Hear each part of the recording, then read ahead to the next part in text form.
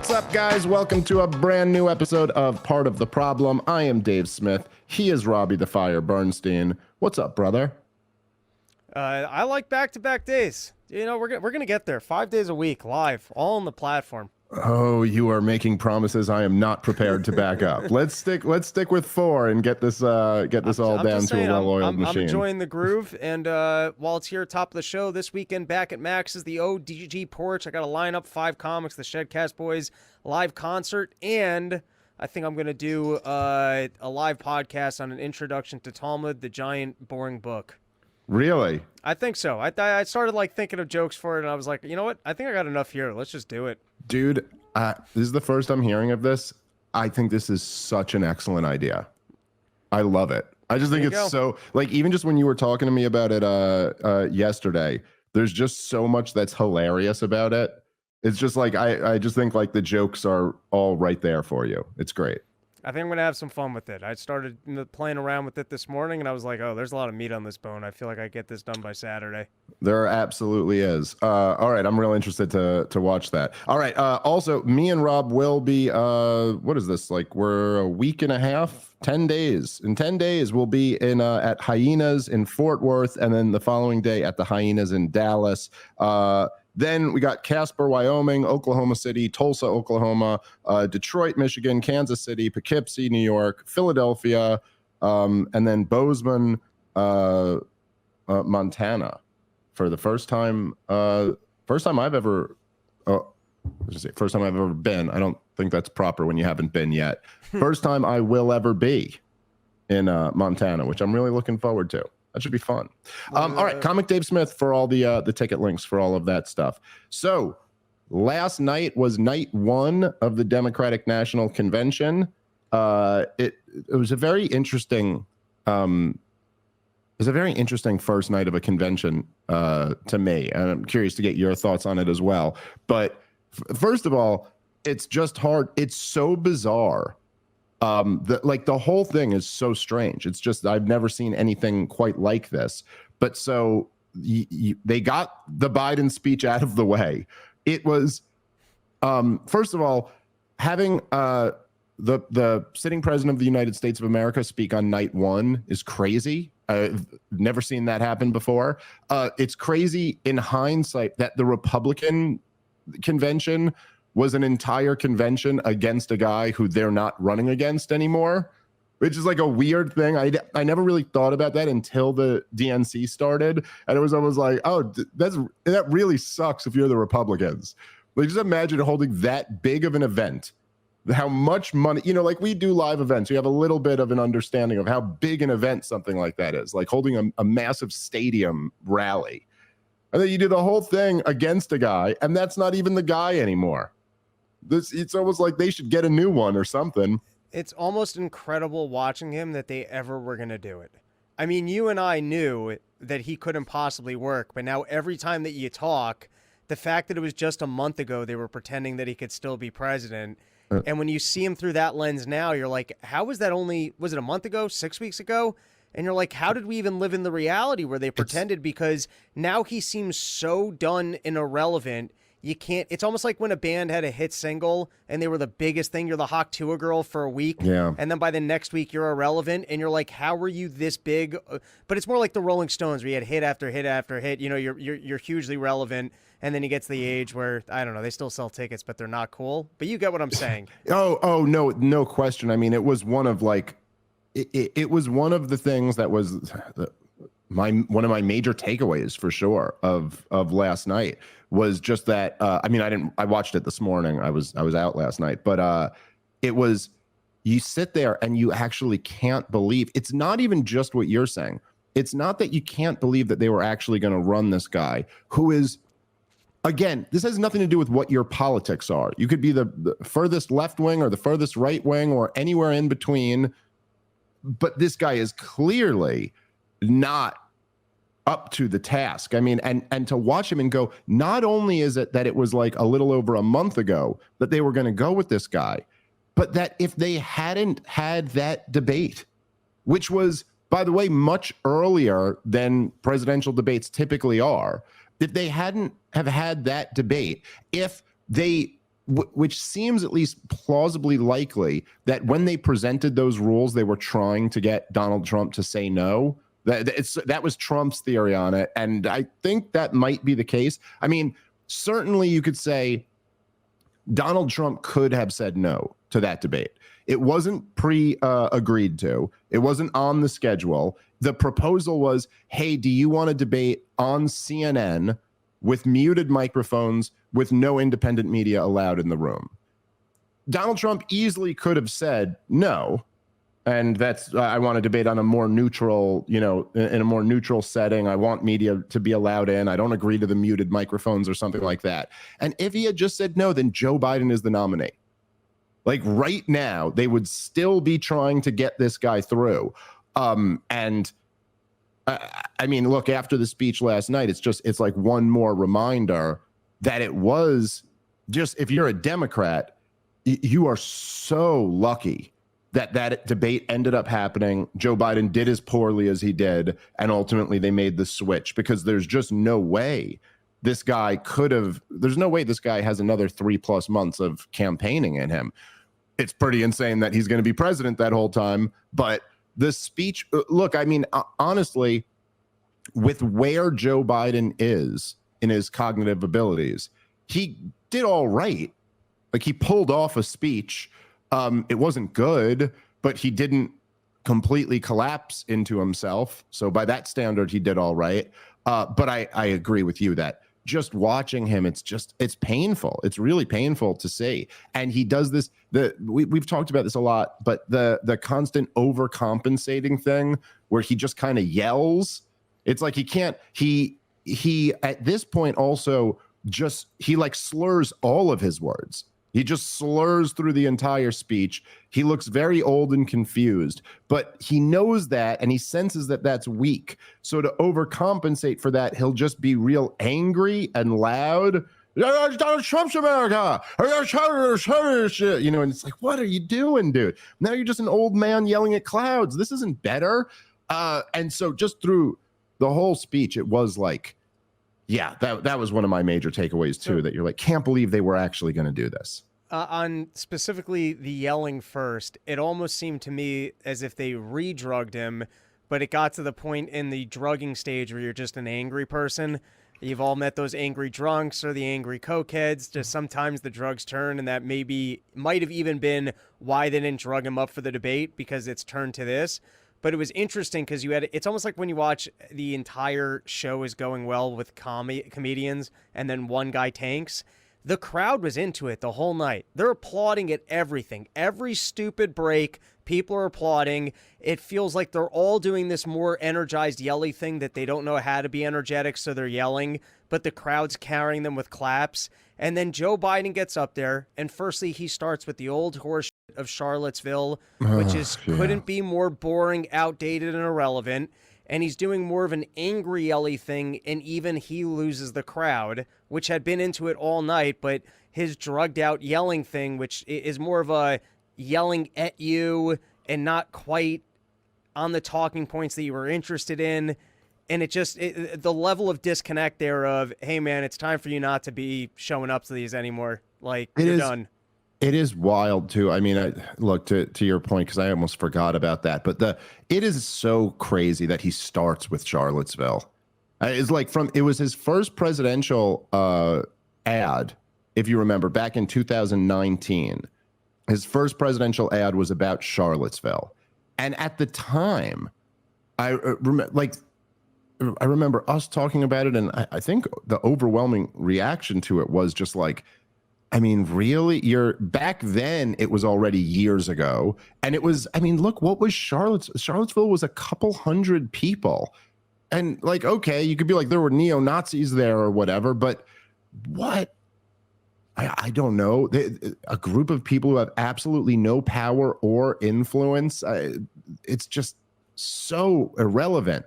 But to be going back to this now, this is, when he ran that first ad, this was in 2019. It was before COVID. Okay. But now we've had COVID, the lockdowns, the 2020 presidential campaign, 4 years of Joe Biden after that, to be going back to the fact you're going back nearly a decade at this point to go, but here's the thing I want to open my speech with. Some racists had a rally 7 years ago, 8 years ago, whatever it is now. It's just unbelievable that they'd even try that. It's also, what an incredible moment Charlottesville was for human history, because, like rock, paper, scissors, shoot, you kind of learn the rock beats the city. You just learn the dynamics. We've learned that Nazis can be defeated with urine. That's all it took. If we had just known that in World War II, Nazis nearly overtook our country, and they were defeated with a couple pours of stale urine. That's all it took. I mean, it's so ridiculous. It is, as you said, they didn't even have the event, by the way. In Charlottesville, the event got canceled and over, I think, the cups of piss that were thrown. And then they got spooked and went back underground. I think we even heard from the guy that you interviewed on the show later. He was saying, yeah, that didn't work. Yeah. Oh, yeah. We're not going to throw events anymore. Oh, yeah. I mean, and it's not as if any of that ever took off or led to a huge movement or like there's just nothing. It was just, it was a dumb thing. A bunch of people who had views that are considered to be abhorrent by the overwhelming majority of the country, including 100% of people who have any power. There is nobody with any power who's actually like a Charlottesville ethno-nationalist. But anyway, it's almost so ridiculous, especially when there's so many real problems. Like there is a real regional war in the Middle East right now that is spreading. We have a proxy war that is bleeding over into Russia's borders, the worst price inflation of my lifetime, the worst immigration crisis of my lifetime. I mean, just like $35 trillion in debt. We got a lot of issues to start with, like what is just obviously a cheap tactic so that you can paint your opposition as this couple hundred people from 2017. It's ridiculous. Anyway, moving on. One of the other things that I'd say was one of my biggest takeaways was that and I think this really can't be overstated, it was incredibly disrespectful to the sitting president of the United States of America to have him speak on the Monday. Kamala Harris is speaking on Thursday, and typically you have with these conventions, the last 2 days are when you put your bigger speakers up. It was quite a slap in the face to Joe Biden. I also thought it was pretty funny that they had Joe Biden and Hillary Clinton speak on the first night. Like, it's just so obvious that they're like, listen, these are the people who we couldn't not invite, but are clear liabilities for us. And we're hoping that by the end of this convention, you kind of just forget that they were even here, because they are like, one of them is the one who lost to Donald Trump, who's like the most unlikable politician in the country. And the other one is the guy who we'd rather you forget, because it represents so much of what we just did. Part of the reason, to the point you were making, part of the reason why I think Joe Biden did seem to lose the crowd for a little bit there is that when Joe Biden is up and speaking, it really is a reminder of something that audience would like to put out of their mind.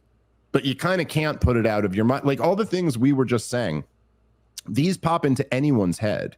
If you're in this situation, you can't not think to yourself, oh yeah, like just a few weeks ago, this was the guy that we were all pretending should be the nominee. We were all, and in fact, they were all saying that people like us who were pointing out that obviously the guy is like senile, that we were all wrong.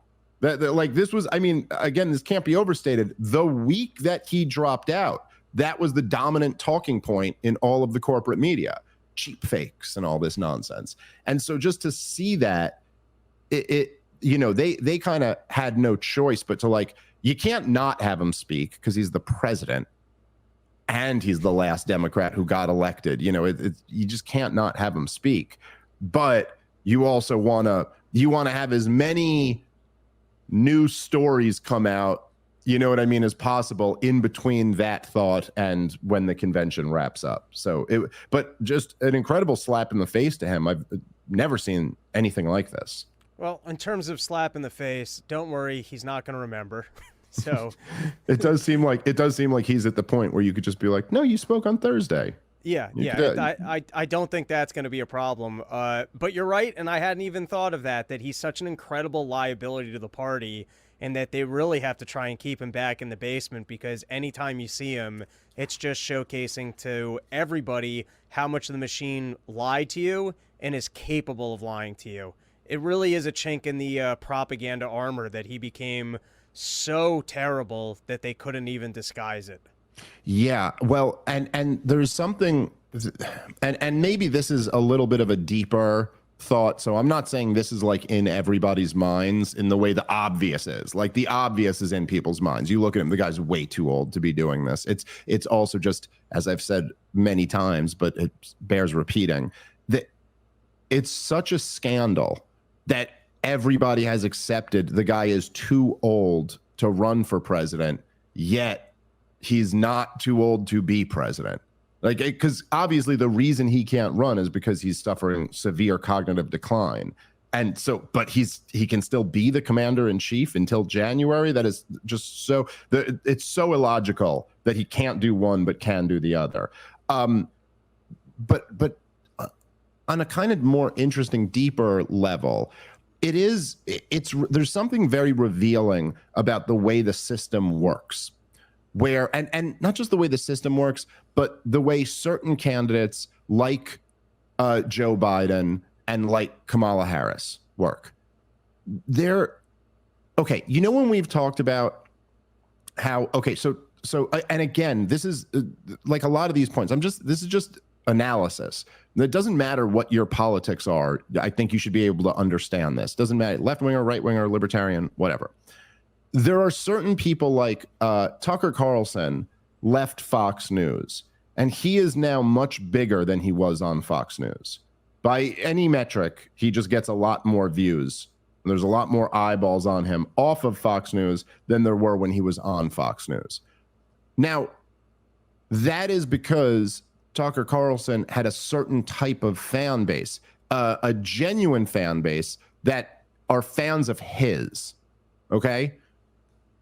Don Lemon got fired from CNN and is much less relevant now than he was. Chris Cuomo got fired from CNN. He has many fewer eyeballs on him than he did then, because his power just came from the machine, right? Like, people weren't, it's not that people were hardcore Chris Cuomo fans. It's that they were watching the 8 p.m. hour of CNN. And if Chris Cuomo's on, then that's who they're going to watch. And if you took him out and put Anderson Cooper on, then Anderson Cooper's who they're going to watch. This is true, by the way, for the majority of hosts on cable news shows. Like, if you have like a Fox News watching dad, he's probably just watching Fox News. And if Fox News makes a move where, like, you know, they switch the host at the 4 p.m. hour, he's probably just going to watch Fox News at 4 p.m. Because, like, if he's home at that time and he's cracking a beer, Fox News is what he turns on. That it's not that the host actually has grassroots support. It's that the network has grassroots support. Okay? Watching Joe Biden and how easily they could just take him out and put Kamala Harris in, and all of the same people who were just cheering for Joe Biden will now be cheering for Kamala Harris. It just demonstrates something. They're that guy. They're more Chris Cuomo than Tucker Carlson. That's not true for lots of other people. That was not true for Barack Obama. Like, Barack Obama, when he was at his height, you know, because they were trying to make a comparison that this is like the 2008 convention. The difference is, if they had removed Barack Obama and tried to put someone else in, Barack Obama voters would have followed Barack Obama. People loved him. Bernie Sanders people in the 2016 convention, I don't know if you remember this, Rob, but they were, it was a very interesting moment. But on night one of the convention, they made it like Bernie Sanders night. He spoke and his people were there, and a bunch of celebrities who had endorsed him were there. And they were chanting Bernie or bust. There were like all these Bernie or bust signs in the crowd of people who were not going to support Hillary Clinton, because they were like, no, We're not okay with you just pulling this person out and putting this person in. We're here for that person, and we're here for the things he believes in. There's just nothing like that with these guys. Now, again, however you feel about him, that's what Donald Trump is. Donald Trump supporters are just not going with anyone else. And they tried early in this primary to push DeSantis, to push Nikki Haley. A lot of the institutional money went behind those guys. But Donald Trump voters are like, no. Donald Trump could literally drop out of the Republican Party and run third party right now and carry almost all of his voters with him. Like, they would just go vote for that other party. This is not something Kamala Harris could do, let's just say. And so I don't know, just watching Joe Biden, it almost like it just kind of struck me of how fake all of the Joe Biden support has been for all this time. I mean, look, like Kamala Harris is doing a little bit better in the polls if you look at most polls than Joe Biden, but it's like 5 points. You know, like it's not like she's not 30 points better than Joe Biden was. I'm saying you had about the same amount of people who were just supporting Joe Biden. They pull him out, put her in, and they're right back to just supporting her. I guess she pulled those 5 points from like people in the middle or something like that. Maybe people who were just like, I'm not going to vote for a guy this old and senile, but okay, she doesn't have that problem, so now they'll support her. But you just realize that Joe Biden, the whole thing that was the Joe Biden, Joe Biden the politician, as soon as you pulled the support of CNN and the New York Times and the Democratic establishment and all of that, you're like, what are you left with? And the answer is zero. There's nothing. There's nobody. There's not. I don't think there's one person in America. I mean, I literally mean zero. I don't think there's one person in America who's like, no, I was supporting Joe Biden. I'm not going to support the next person. I'm not supporting Kamala Harris. I was a Joe Biden voter. Like, not one. That really says something, doesn't it? I mean, like, if you were to do that with Obama a few weeks before convention, you'd have a massive problem on your hands. You're like, dude, there's no way you're going to carry half of his voters. There will be tens of millions of people who are like, no, that was my guy. You can't pull him out. Bernie Sanders, same thing. Donald Trump, same thing. Really says something. There's no one. Correct me if I'm wrong. If there's one person in America, I do not think there's one person in America who's like, I was going to go for Biden, but I just can't vote for Kamala Harris. I don't think there's anyone. And it just shows you how kind of artificial the whole thing is. Now, by the way, you could defend that. You could even maybe make an argument that it's like, yes, well, that's right. We're supporting a system, not just one individual person. But there's still something to me that's interesting about that you see that there's just no true organic grassroots support. And I got to say, as much as people are trying to pretend that is the case with Kamala Harris, we all kind of know it's the same thing. She's not one of those figures. She could be pulled out and replaced by someone, and the people would probably fall in line. And in fact, I think that the level of enthusiasm that there actually is, much of it I think is fake, but the level of enthusiasm that there actually is this it's a very weird dynamic, unlike anything I've ever seen in politics before, where what it really is that uncomfortable feeling that Democrats had to have last night, where you're watching Joe Biden and it reminds you of what you guys were just doing, there just is a tremendous sense of relief that they don't have that problem anymore.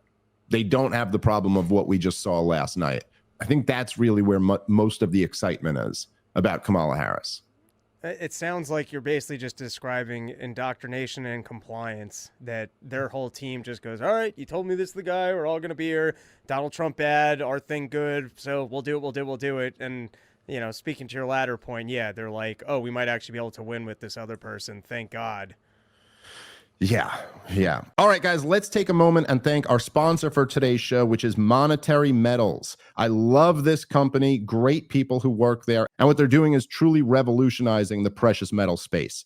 right now you can unlock a 12% return on silver if you're ready to start building wealth by putting your precious metals to work. Now, of course, silver isn't just a precious metal. It's a tangible asset and a great way to diversify any investment portfolio. But with monetary metals, you don't just own physical silver. You own silver that works for you to generate more silver, growing your total ounces over time. And right now you can earn 12% annual interest on silver paid in silver in their latest offering if you're an accredited investor.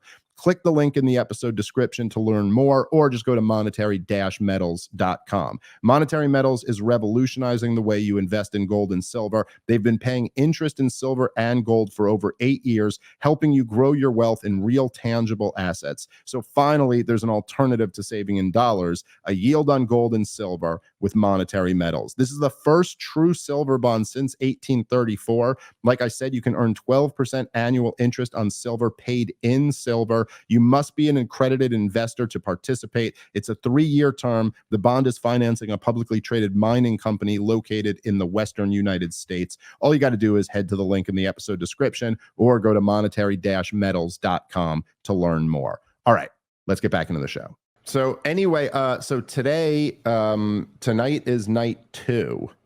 They got Barack Obama speaking tonight.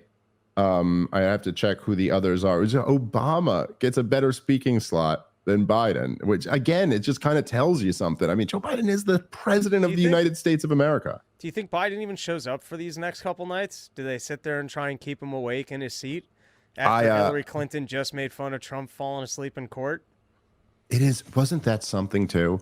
That's the line they went with. But it's amazing. It's just, look, it's just how soulless these people are and how much they believe in nothing. I shouldn't even say they believe in nothing. They believe in none of the things that they claim publicly to believe in. They do believe in some things privately.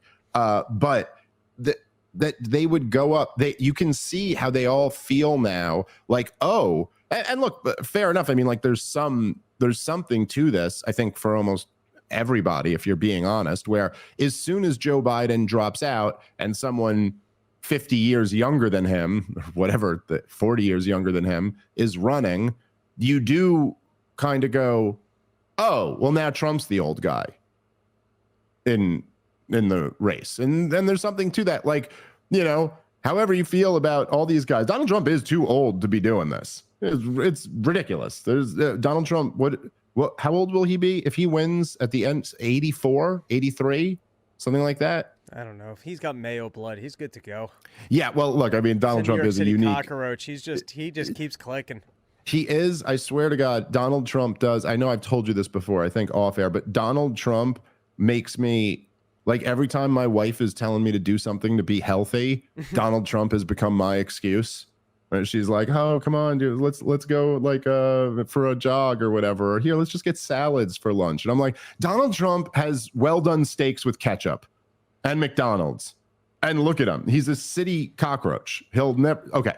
But still, he's 79. He'll be 83. 83 is way too old to be president. This is crazy. It's too old to be the CEO of a major company. It's too old. Like, this is just nuts. No Fortune 500 company hires an 83-year-old to be their CEO. To be fair, we don't know how people age when they spend 25% of their life in a tanner. That is true. Empirically speaking, we're finding out in real time. So your guess is as good as ours on that one. But anyway, so, you know, he is left as being the old one. But speaking about, like, Hillary Clinton and how soulless she is, it's like, how you guys pivot from, like, this, like, no, that's ageism. And then as soon as your old man candidate gets out, you're like, look how old this guy is. I mean, that's obviously the subtext of what she's saying there. Look, he fell asleep. Anyway, to your question, I mean, I don't know, but my guess is no, Joe Biden is not going to be sitting there with them. I think there's a reason why they had him speak on night 1. They're trying to put as much distance between that memory and what your last memory of this convention is as possible. So I do not think you'll see him there. Also, that's gotta suck. You get cooed and then you gotta show up and applaud for 5 straight nights.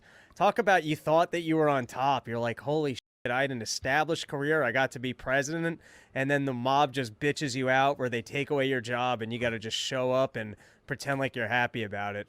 It wasn't, there was something, it was like out of like an episode of House of Cards or something like that, watching Kamala up in the seat as Joe Biden gives this speech endorsing now her. she's in like the presidential box. She's got the suite. She's got the best seats in the house, and she's the man in the house. And totally just like, you know, from every inch, I will say, because it's hard sometimes to get a gauge on some of these people like Kamala Harris, who seems to me to just say whatever she thinks is going to be popular or whatever she thinks is going to help her get elected.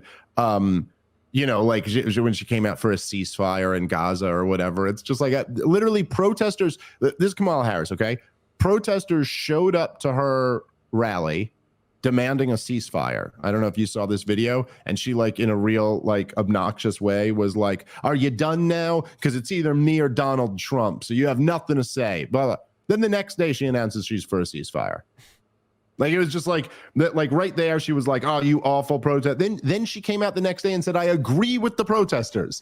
I agree with what they said." After slamming them, 24 hours later, her campaign sits down and goes, "You know what? We got to just say we're for a ceasefire, take care of this protest issue so we don't have to deal with this the whole way through," because they realized there's going to be massive protests. There still were protests in Chicago last night outside. We'll see in what numbers they are there for the rest of the week. But that's Kamala Harris. But I got to say, not knowing who she is behind closed doors, her and the people around her pulled off a pretty savvy move. They did pull off a pretty savvy move to get themselves into that presidential box there. Because what she did was and this did take like real political chops. And you'd imagine someone like Kamala Harris. I mean, you know, this is a woman who is relatively young for the people around her. She's been one of the top prosecutors in California, got elected to the Senate, became vice president, is now the Democratic presidential nominee. She probably has a little bit of, you know, she's probably, you know, a tad bit crafty. And so what she did was, as Joe Biden started falling apart after that debate, she came out and said, "Joe Biden is fine. He's great. He's got my undying support till the end. We're going to run and we're going to win this thing." And then what happened was the entire media started speculating over who should be the candidate when Joe Biden inevitably has to drop out. And no one was speculating her. They were all talking about Gavin Newsom and all these other potential options that they had.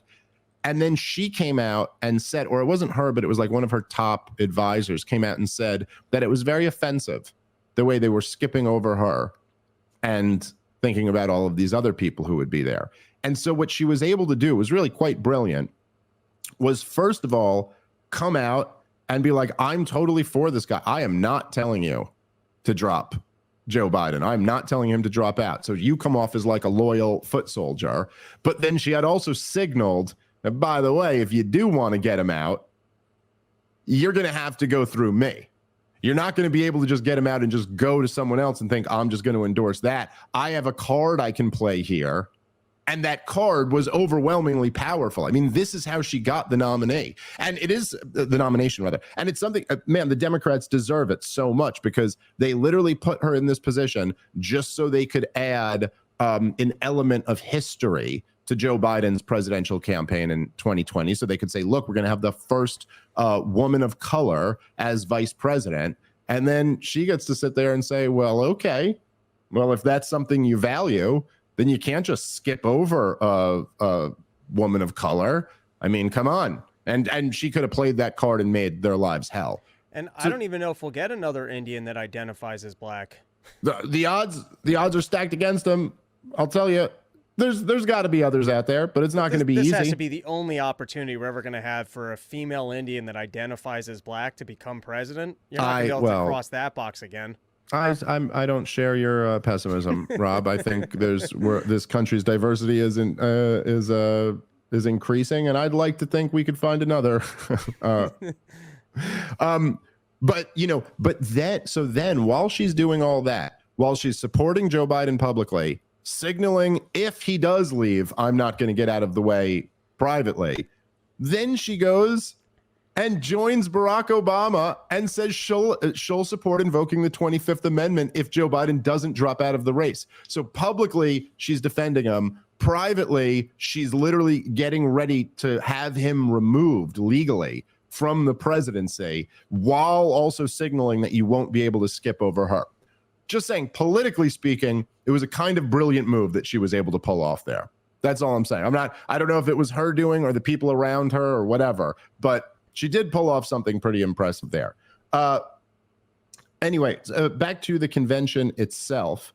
It's interesting the way they've laid this out. So they got Joe Biden speaking last night. Then they have Obama speaking today. They have Bill Clinton, I believe, and Kamala Harris speaking on Bill Clinton. So today Barack Obama speaking, tomorrow, Wednesday, Bill Clinton speaking, and then they have Kamala Harris speaking on Thursday. It's very interesting the way they played that out. They clearly want to look, obviously, if you're a Democrat and you're talking about giving these speeches, it's pretty clear that Joe Biden and Hillary Clinton are liabilities. Barack Obama and Bill Clinton are viewed as assets. So you get your liabilities out of the way night one. Now, Barack Obama's going tonight because Barack Obama's a little too good at this. And then that's the other issue that they have. Oh, they need the separation. You couldn't have Barack Obama speak like on the same night as Kamala Harris. You just can't do that because it's just like look, when it comes to public speaking, he's the best at that. That's what he's great at.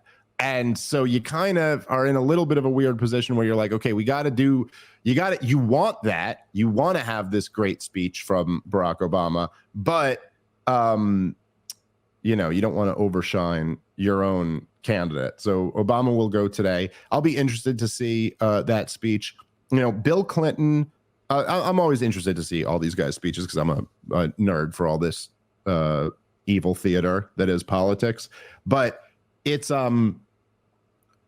Bill Clinton certainly doesn't have what he used to have. He was once a really phenomenal public speaker. He doesn't quite have that magic anymore. I think Bill Clinton, did too many drugs in his day. That's the thing. And I heard, this is not my original thought, but someone else made this point, which I do think really applies, is that one of the things that, like, Bill Clinton did too many drugs when he was younger, and he's a little bit fried. And he also did this thing where he was chubby when he was young and then got thin when he was old. And you're not supposed to do it that way. Whatever it is, it's like the age is your face. Yeah, it's just what's supposed to happen, right? Is that you're supposed to be like thin when you're young, and then as you get older, you're supposed to let yourself go a little bit. That's the natural, or that's the way God wants it.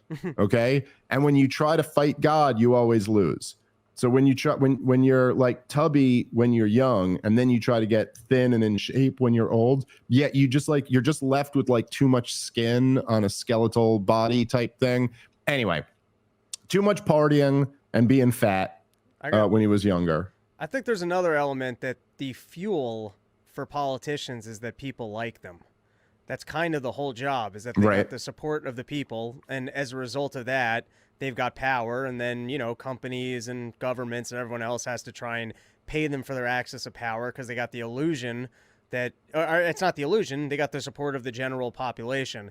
I think there's enough information out there about what Bill Clinton did in his career at this point, which includes the Epstein storyline. I don't think it will happen because Hillary still cheered on. And I think, as we said, they're indoctrinated enough that you put someone up there, they're like, all right, we're on this team, we got to applaud for this. But I have to guess that even amongst the Democratic establishment, they must see Bill Clinton as a liability as well. I can't imagine that they're like, hey, this is our save. I mean, yes, he had a great economy. I think even amongst the uneducated, they must realize that was somewhat the, led to the collapse later on, that he'd benefited from a boom bust cycle. You've got the Epstein storyline. And not even just the Epstein stuff, but just the multiple women who have accused him of rape. I mean, it's not good.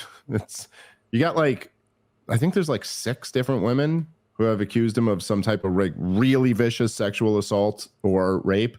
And yeah, that's not a, that's not a good look. I mean, look, the guy was never convicted of it, but he also like was pretty involved in he paid some of them off, and it's not great. That's for sure. Doesn't help. And it's particularly, I think, for people on the left who obviously I think there's a lot of almost kind of like recalibrating on the left about like where exactly they are with this stuff. It's not like 2017 where it was like the height of the Me Too movement, where it's like, you don't really hear people saying believe all women anymore. But I still imagine that like if there's multiple allegations against a guy, that's at least got to be problematic. It certainly would have been enough to like cancel someone's Netflix series, but this guy still comes and speaks at the DNC. There's something pretty weird about that. Yeah, so I don't think he's got the same pull as he once did. Yeah, no, you're probably right about that. I mean, I think essentially they're left with Obama as being their only real rock star at this point. And can you imagine seeing Bush and Cheney at a Republican thing? They don't bring them out for the RNC. Even if it wasn't Trump, if it was someone else, are they bringing out Bush and Cheney? I don't think so. No. There's nothing popular about those guys. There really is something that's pretty interesting about that, and it's not just them. And this is something that's much different on the Republican side than the Democratic side. But yeah, Bush, Cheney, and even Mitt Romney, who was their nominee in 2012, none of those guys are coming out anymore. And part of it is because none of them are going to support Donald Trump, but part of it is also what you're saying, that it's like it's just a reminder. Nobody, Bill Clinton is still largely, at least could be viewed, like I get your point taken about the boom bust cycles and all that stuff. Most people still look back somewhat favorably on the Clinton years. And a lot of that is just because it's in comparison to everything that followed. And there's a lot of nostalgia about the 90s. I would argue for good reason. It really was a different country pre 9/11. And okay, was it just peace and prosperity under Bill Clinton? No, not exactly. But certainly it was peace compared to everything that followed. And it was a time at least that people, right, they were in the boom side of a boom bust. So at least people were feeling good about that. You can kind of look back at the Clinton years with rose-colored glasses. The Obama years are still, to the DNC base, it was the first black president. He was incredibly charismatic, an excellent public speaker. They're still going to look back with fondness on the Obama years. George W. Bush, you just can't. There's just no defending it. Like, there's no way to look back on George W. Bush and you're just kind of like, okay, we got hit on 9/11. He didn't defend the country. Then he, as response to it, launched 2 catastrophic, disastrous wars that went on for decades. And then he ended with the worst financial crisis in 100 years. There's just no spinning it. There's no reason why you would look back on it favorably. There's no nostalgia. There's nothing. It's just like, what a disaster. So I don't think, even if Trump wasn't the nominee, even if it was like someone who really loved George W. Bush, I just don't think you'd see him at those conventions. Or if you had someone with that worldview, I don't think they could possibly make a substantial run, like Lindsey Graham. Yes, I guess if Lindsey Graham was if we lived in a world where Lindsey Graham was the Republican nominee for president, then yes, he could roll out Trump and Cheney and say, we're going to be the strongest America you've ever seen.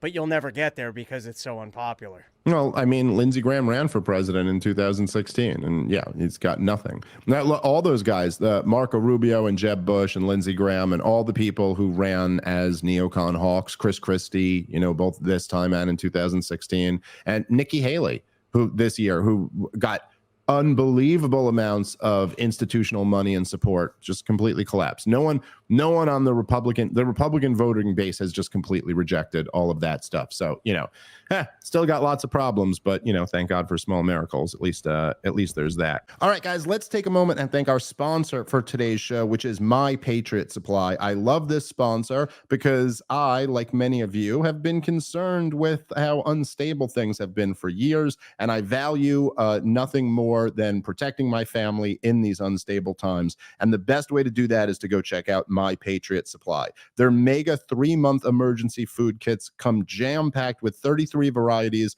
of filling and delicious foods. Not only does that include creamy chicken flavored rice, old-fashioned Italian spaghetti, and savory cheese broccoli soup, but you'll also get a bonus protein kit with diced beef, flavorful chicken chunks, and 3 varieties of beans, plus 9 different fruits, vegetables, and snacks. All in all, the emergency food kit provides a whopping 2,500 calories per day to keep you well fed and ready for anything.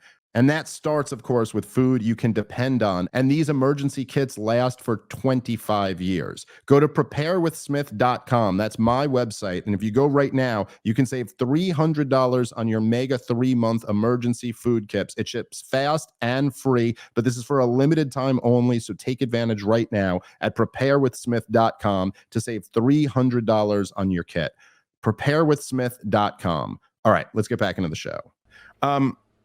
Okay, so let's see, what do we got? Yes, so it's Obama tonight, Tim Walz and Bill Clinton and Nancy Pelosi, as well as Pete Buttigieg tomorrow, and then Thursday is the Kamala Harris night. Let's see if there was any more that I want. Oh, they had Steve Kerr also spoke yesterday. Did you catch that? No, I skipped that just because who cares? So you got some basketball coach up there who wants to talk about, I don't care. I could care less about, he does not affect our political process in any meaningful way. So as to what he said one way or the other, I could care less. I did not watch 1 minute of his speech. I just find it, I find it funny. Well, it was in Chicago at the United Center. And he also played for the Bulls, like he was on Jordan's last 3 championship teams there. And then he went on to be a great coach. He was a great shooter, and then he coached great shooters, and he's won a lot, and he just went on the Olympics. Great. I could care less about what you have to say at a political thing. No, of course, yeah. No, it's just kind of, I don't know, there's just kind of something kind of funny about like the type of celebrities Democrats versus Republicans get. Right. Like, it's just like Steve Kerr is such a Democrat. Oh, look, we got this celebrity. He was a former professional athlete. And then the Republicans are like, we got motherfucking Kid Rock, dude. That's what we're bringing out here. Hulk Hogan's also coming up next. If you're talking at the DNC, you're coming out of the closet as lame. So you've basically just let me know you're a celebrity that's uninteresting and doesn't have an actual political opinion, and for some reason is going, yeah, I'm part of the establishment too. I'll pledge allegiance, same as everyone else. Cool. I guess that's the information I needed to know. Well, Steve Kerr's not cool. So my and I'm not saying like I exactly believe this. I'm just saying it's like my first thought on it is always like if you're like Kid Rock or Hulk Hogan or like one of the people speaking at the RNC, I always assume right away, I'm like, all right, this guy's like doesn't read a lot, doesn't know a lot of stuff. But he loves, you know what I mean? Like he loves his beer and he loves his hunting and he loves his country. And so he's just like, I'm a Republican. That's where I am. And if you speak at the DNC, my first thought is like, you did something bad and they know about it, huh? They got some dirt on you, Steve Kerr. What were you doing, bro? What were you doing back in the hotel after those Bulls games? Like, I hit a big shot. I could go hang out with these chicks. My buddy Jeffrey Epstein set me up with them. Does this go a whole week? It's Thursday is the last night. So it's tonight, Wednesday, and Thursday night. What's that? A TV week, Monday to Thursday. A part of the problem week, if you will. Yes, it goes a full part of the problem cycle. Anyway, hold on. I thought I had one more thought that somehow is just I'm kind of forgetting now. Anyway, okay. So yeah, I guess, I think Obama will give a probably very well-delivered, highfalutin speech about, the America's future and how we're at a crossroads and democracy is on the line and all of that stuff. I'm not super interested in anything really other than Kamala Harris's speech, just because that can have an impact. I don't think much is going to come out of this convention, to be honest. I think Kamala Harris will give a speech. She will pull it off. She's not bad at reading a teleprompter. She'll be fine. She's going to say all the things that you know that she's going to say already. She's a prosecutor. Donald Trump's a felon. Threats to democracy. We're not going back. Not going back. When we fight, we win. Yeah, stuff like that. And we should embrace communism. She'll probably throw that out there, too. Just kidding. Don't expect her to say that. By the way, it was pretty funny. So I saw you were on, you did our buddy Clint Russell's show a little bit, and you guys were talking about the whole, the little Twitter feud that I got in with James Lindsay there a couple days ago over whether or not this is good to call Kamala Harris a communist or Marxist or whatever. And it was, listen, she did come out for price controls like the next day, so that didn't help my cause very much. But I still stand by what I was saying there. And I think you kind of like summarized it fairly reasonably. But you know, I gotta say, I see. I don't know. Did you see Donald Trump like posted that image of Kamala Harris with like a hammer and sickle flag or whatever? I just watched that and I'm just like, first off, I just think this is I think it's bad politics. I don't think it's a good strategy for Donald Trump. I think it comes off as very removed from reality. It's whatever theories some people might have out there about how they're all secret Marxists or something like that. I just don't. I don't think that reads to the room well. Like people looking at it are like kind of like, I don't know. That just seems conspiratorial and crazy. You sound like a grandpa. You literally sound like you sound like it's a conversation my grandfather is having with his friends about who's a Marxist or something like that. And I also just think it's just not true. That's not really what they are. There's not. Listen. Kamala Harris is not going to do anything that's bad for big business, just like Joe Biden didn't do anything that's bad for big business. They're not about to, have some, traditional Marxist revolution. And then people will say, well, no, not traditional Marxism, but like this neo-Marxism, which essentially, whenever you look at it, is just fascism. It's just corporatism. And it's not, like I watch some of these people like who are all trying to make it one conspiracy or the other. It's like, no, what happened was that the Maoists figured out a new communist model where they would have, some business but the corporations would be controlled by the state and all of this. And it's like, what do you mean? You mean the American model that's been happening since the progressive era, that predates the Maoist model by like 50 years? Like what do you say? They figured that out. The truth is that what really happened is that pretty much all of the communist countries, with few exceptions, but pretty much all of the communist countries figured out at a certain point that their model didn't work and that you needed to have some prices and some business. So you need to have some markets, essentially, but they wanted to maintain state power and state control. And that's kind of essentially what happened in China. Right, is that they were like, okay, this isn't working. It's leading to grinding poverty. Let's allow some business, but we'll still have a very authoritarian government that can kind of regulate all of it. And then the more free market countries just became more and more interventionist. And so we all kind of met in the middle, and in this awful middle where we have very interventionist, large, powerful governments with a market that is allowed to operate with heavy regulation under that like authoritarian government. If you want to describe that as Marxist, okay, fine. The problem then is that like if you want to actually get into the technical argument of why Kamala Harris is a Marxist, as I saw some people on Twitter wanted to argue with me about, it's like, okay, but then so is Donald Trump. So that's kind of the problem you have there. Then the thing is that, yeah, our whole model is then. If you consider this Marxist, and of course, in order to call it Marxist, you have to say it's Marxist, but not what Karl Marx wrote. Exactly. You know what I mean? Like it's a different version of that. If you want to call that neo-Marxism, fine. But just to be clear, then Kamala Harris and Donald Trump and George Bush and Barack Obama and Bill Clinton and Ronald Reagan and Richard Nixon, who did actually have price controls, they're all Marxists. Okay. So now the term has kind of lost its punch and Donald Trump can't really use it against Kamala Harris. And then to the point that you were making on Clint's show, go tell people on the left that Kamala Harris is a socialist. It's probably going to make them like her more.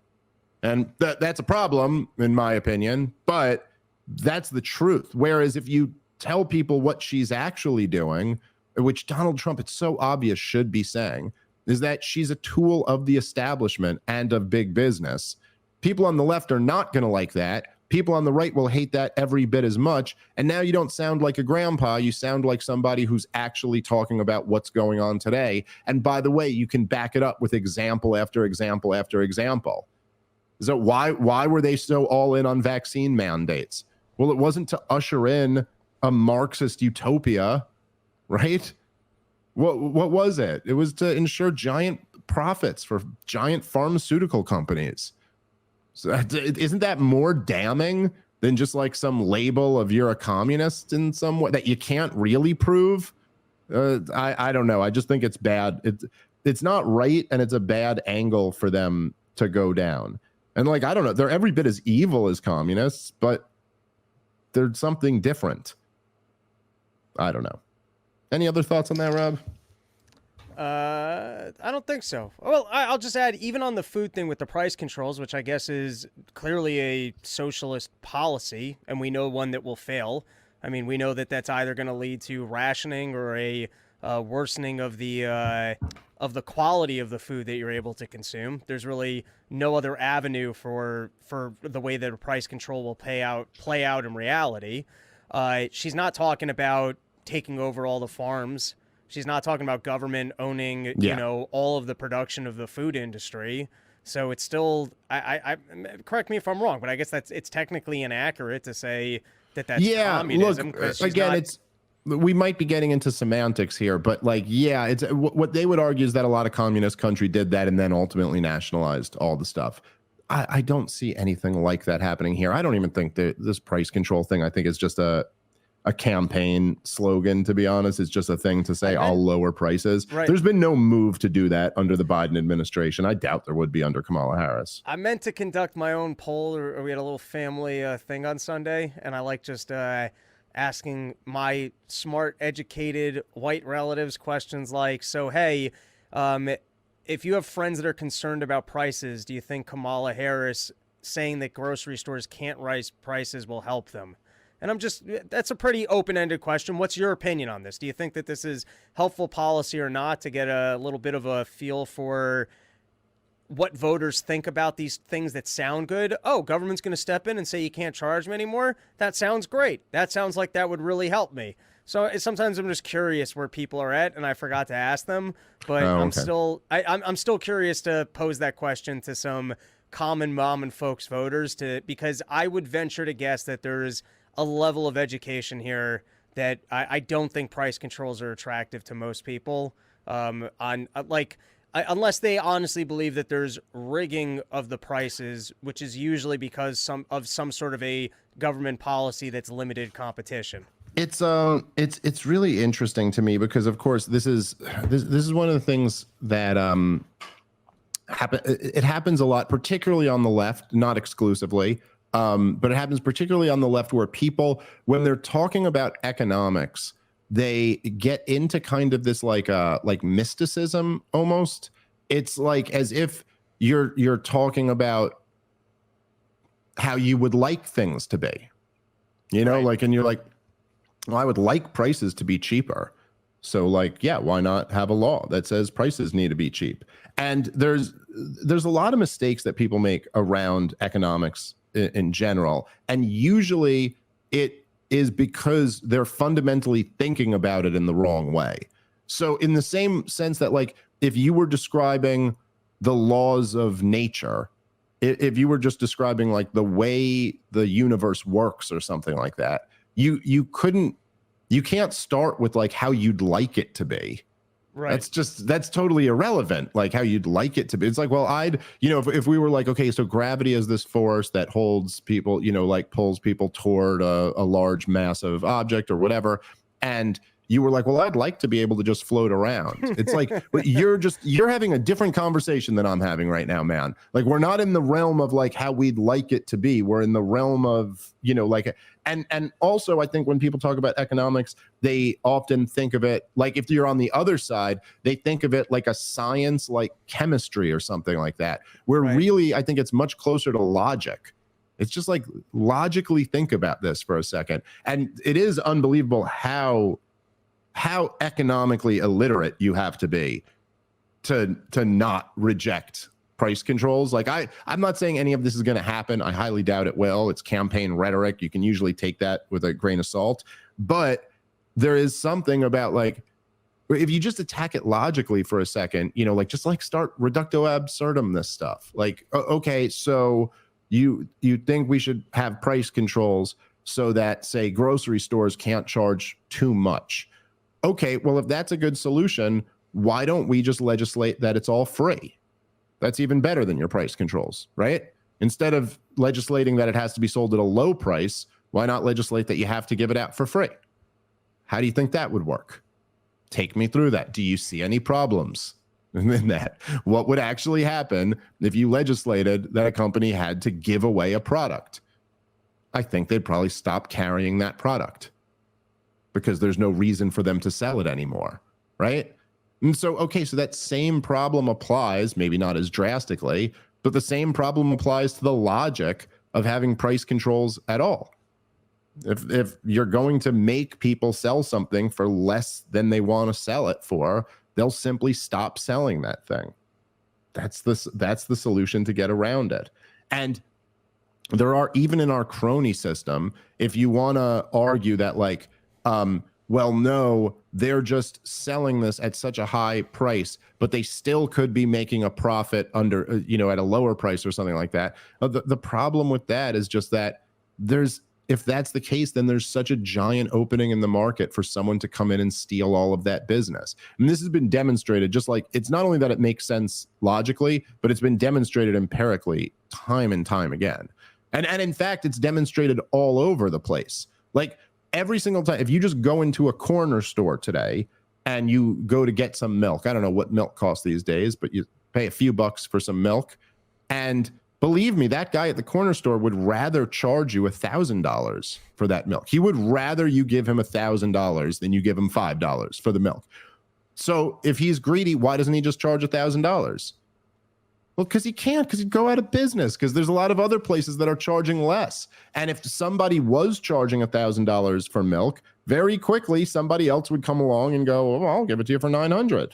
And someone will go, I'll give it to you for $800, because there's so much profit to be made there that you just steal their business away. So if you can count on one thing in this world, it's that companies are, driven by wanting to make money. This problem solves itself, and price controls are only going to make it worse. Of course, the reason why we have such high prices is because the government has printed trillions and trillions of dollars over the last few years and started giving it out to try initially to mask the pain of lockdowns, and then to try to give the impression that the economy was roaring back after. And that's to bail the out issue. the banks without people complaining. Yep.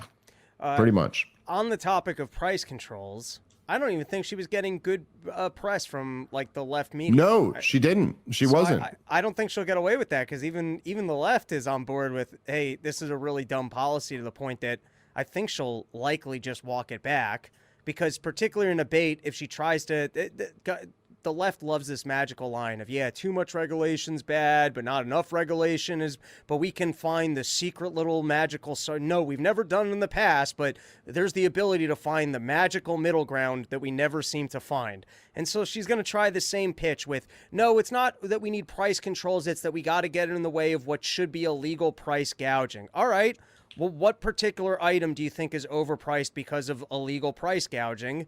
And why do you think that competitors haven't been able to step into the market and then steal the profits from the people who are overly, I guess, overpricing their items. What specific items are you talking about, and how do you think your policy actually prevents that and doesn't lead to rationing? It's so incoherent too. Like, how do you even objectively define what is price gouging? What is, you know what I mean? Like, what is too high? What is not high enough? Like, how do you even determine this? It's all just it's a complete, and this is why I said it's like the way people look about these things. It's a completely like emotional, feelings based argument. Like, I think everyone that holds a tech stock that won't sell it to me for less money is price gouging me for the way that their tech stock has gone up, or their homes. I'd love to own a home, but all these people trying to sell me, they're price gouging me. Can you believe 300% higher than just before the pandemic and when you printed me money? And because you bought it then and not now, you get to charge me this much profit? It's all, dude, it's the same, and it's the same in reverse. It's the same as when like unions complain about scabs or something like that. Like he's undercutting the workers, you know? It's, oh, you're charging too little. So you'll get in trouble for charging too little. You'll get in charge for charging too much. But it's all just emotional nonsense. It's like, there is no correct price for anything. The price is what people are willing to pay for the thing. And then you come to a voluntary agreement. It's like, you know what I'm saying? Like, if they'll just be like, I always found that so ridiculous when like union workers will be like, oh, the scabs come and they undercut the union workers. And I'm always like just logically, it's just like the way my mind works. I'm always like, well, you're all undercutting me, you know? Cause like, honestly, like I'd go do, if somebody offered me $50 million to go do a union job for a year, I would take that. I'd go do that for a year. Just be $50 million, man. I got to do that for my family. Dig a hole on the side of the road. Just be the guy who stands there and holds another shovel. Well, but I'm just saying. So, like, if you're gonna say this guy's undercutting you, it's like, well, you're undercutting me. I was gonna do it for $50 million, and you came in and accepted 70 grand. But now you're turning around to the guy who accepts 50 grand and going, "How dare you undercut me?" It's all just ridiculous. It's all like, this is all completely pulled out of your ass. It's just what you want the outcome to be. Anyway, the answer is stop debasing our currency, and then prices won't go so crazy. All right, let's wrap up there. Obviously, we'll cover the rest of the DNC. If anything important happens, we'll be the first to let you know. Thanks for listening. Catch you next time. Peace.